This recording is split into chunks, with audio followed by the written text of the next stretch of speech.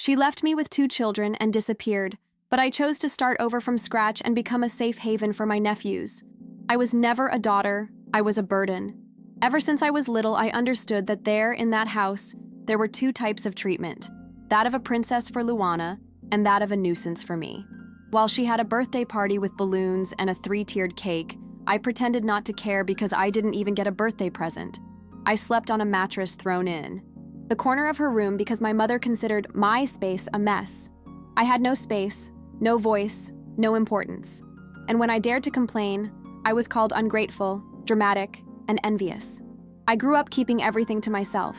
The anger, the crying, the urge to ask what I'd done so wrong to be so despised. It wasn't easy to arrive at school and hear the other girls talking about the gifts their mothers gave them, while my mother barely remembered I existed. But I soldiered on. I studied like crazy because deep down I believed that if I proved I was good, maybe one day someone would see me. Maybe I would be enough.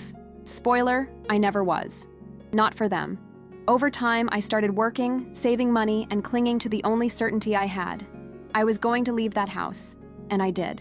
I worked hard, graduated, and when I managed to buy my own little place, I thought I would finally have peace.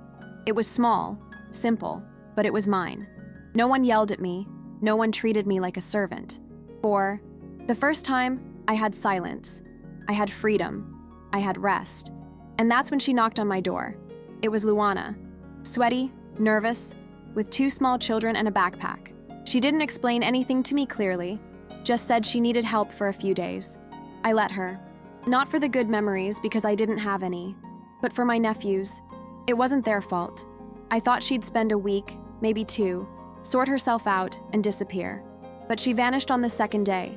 She left me with 2 scared children and a note. Take care of them for me. I need to disappear for a while. I swear I stood paralyzed staring at that note. The oldest, 5, cried because he wanted his mother. The youngest, 2, barely spoke. And there I was, trying to understand how someone could simply abandon their children on the doorstep of the sister they'd always despised. But I took a deep breath and went. I enrolled them both in school, adjusted my work schedule, learned to pack lunches, take them to the pediatrician, clean up vomit in the middle of the night. I became everything I'd never had. A lap, a sense of security, a presence. But of course she came back. 2 months later, out of the blue, she showed up at the door wanting to know how my kids were. Mine? I tried to remain calm, saying everything was under control and that we could talk. But she flipped out. She said I was stealing her children, that I should register them in my name, that was the bare minimum. I didn't understand. What do you mean the bare minimum? She had abandoned them. She was the one who disappeared. And she even had the nerve to threaten me, saying that if I didn't do what she wanted, she would expose my instability at work. That's when I realized Luana hadn't changed at all. She'd simply transferred her role as mother to me. Someone she could use, manipulate, blame, and then disappear. She began to slander me to the neighbors, saying I was aggressive with the children, and even tried to anonymously report me to the Child Protection Services. I couldn't sleep for days, scared, because even if they were lies, it was her word against mine. And I knew how that worked. It had been like that my whole life. The worst was when my mother showed up at my door saying, I needed to understand your sister's side, that Luana was fragile, that only I could help, that if I didn't, I would destroy the family. Family? What? That hit me. It was always like this. I was the one in the wrong, even when I did everything right. I was selfish for wanting peace. I was insensitive for not wanting to care for the children of someone who never treated me like a person. And there, listening to all this, looking at my mother with those cold eyes she always had for me, I broke, but not silently this time. I looked at her and said, for the first time in my life, firmly, you never protected me. You never gave me anything. And now you want me to destroy my life for someone who's mistreated me my entire life? She stared at me as if I'd said something absurd. But I continued. I told her that if she thought it was fair, she could take care of the children herself, that her house was big, that she had time, a husband, and a pension. And she replied, with her usual contempt, don't involve me in this kind of mess. They're your problem now. I closed the door in her face, trembling, afraid, but with a peace I'd never felt. That night, I cried myself to sleep. It wasn't just exhaustion. It was the grief of realizing I'd never had a real family, that no matter how hard I tried, I'd never be enough for them. But I also cried for standing up for myself, for saying no. For the first time, I set my limits. I chose myself, and in the midst of that pain, I felt a beginning of strength. I felt that maybe I could, yes, break through it all, even though I was afraid, even though I was alone, because I'd survived before. I knew how to get back up. The next day, I went to a lawyer.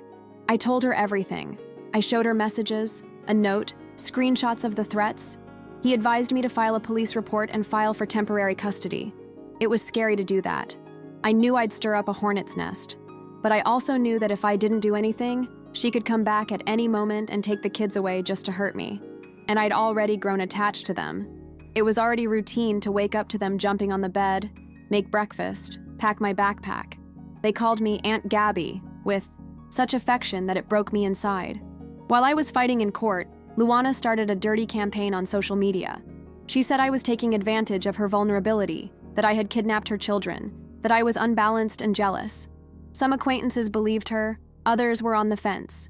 But the few who truly knew me supported me. They helped me with donations, with their time, with their words. And that saved me. Because there were days when I thought about giving up. There were days when I sat in the bathroom and cried silently so as not to wake the children. The process was tough.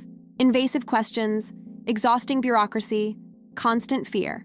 But with the support of my lawyer and the reports from the school and the children's psychologist, I secured legal temporary custody. This gave me a break. Now I could care for them safely, without fear that at any moment she would show up with the police or invent another lie. And it was then that I began to rebuild my life in a new way. For the first time, it wasn't just for me, it was for them too.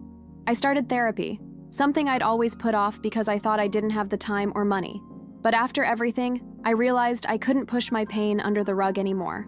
I talked about the abandonment, about the anger I carry to this day, about how guilty I feel for staying with them, and at the same time, I feel like the only one who never gave up on them. The therapist helped me understand that my pain was legitimate, that I didn't need to prove anything to anyone, and that breaking away from an abusive family didn't make me bad. It made me free. There are still difficult days. They both ask about their mother, and I answer honestly but carefully. I tell them she's working things out, that maybe one day they can talk to her. I don't lie, but I don't place all the burden on them either. They've already suffered enough. I try to be a haven, even exhausted, even full of doubts, because now I understand. Being an adult isn't about having all the answers. It's about doing the best with what you have and protecting those who depend on you. The craziest thing is that even in the midst of chaos, I feel more alive than ever, because now I'm not trying to please anyone. I'm not asking for love where it never existed. I own my story, and even though it still hurts to remember it all, I'm no longer the invisible Gabriela. I'm the Gabriela who survived, who fought, who broke through an entire chain of abandonment. And if someone asks me today if I would do it all over again, the answer is yes. Because it was in this chaos that I found myself. There was a day that marked a turning point for me. It was a Friday, late afternoon. I arrived home with them both after picking them up from school, and the youngest came running with a drawing. She had drawn the three of us holding hands, with a huge sun and a colorful house behind. On the paper was written, "My happy family." I held that paper like a prize, because it was. It was the first time anyone had seen me like that, as family, as someone who cares, who loves, who is present, not because they have to, but because they choose to. That day I cried, but it was different. It wasn't pain, it was immense relief, a recognition, because all I ever wanted was this, to be loved back. I knew there was still a battle ahead, that Luana could try other things, that my mother would continue to pretend nothing happened. But in that moment, none of that mattered. For the first time, I felt like I'd won. And it wasn't by overcoming them, it was by freeing myself from them. It was by no longer waiting for those who hurt me to heal me. Of course, there are still wounds. Sometimes I catch myself looking at other families with envy. Sometimes it still hurts to see photos of Luana and my mother smiling, as if they were the best of friends in the world. And then I remember who they really are. I remember the silence when I needed it. I remember the harsh words, the absence, the coldness. And then I take a deep breath and return to the present. Because my present today is much more real than any scene staged on their social media. Some people call me strong, but I don't really like that word, because being strong has become an excuse to leave us alone. I wasn't strong. I was forced to survive, to swallow my tears, to fend for myself without help. What I did wasn't heroism, it was necessity. But today I choose to be strong. I choose not to be silent, not to bow my head, not to accept less than I deserve. And that, yes, is liberating. That, yes, makes me feel alive. Today they both sleep in their rooms with toys, books, and security. And I sleep peacefully. Not because my life has become a fairy tale, but because I know I can face whatever comes my way. I built everything from scratch, with pain, but also with dignity. And I know that from now on, I'm not going back. I'm not going back to that invisible role. I'm not going back to be used. I'm not going back to be the last option. Whoever wants to be in my life will have to come with respect. The only thing that still hurts me is knowing that there are so many other Gabrielas out there.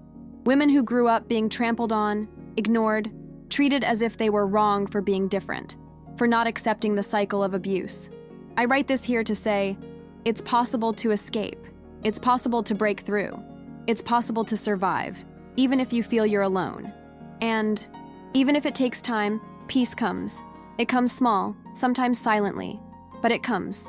And when it comes, we know it was worth it. There's a lot I'm still learning. How to trust, how to rest, how to value myself. But if there's one thing I can say for sure, it's that I'm no longer that girl who begged for love. Today, I give love to those who deserve it. I'm a shelter for these two children who rescued me as much as I rescued them.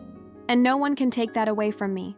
Not Luana, not my mother, not the guilt they made me carry for so long.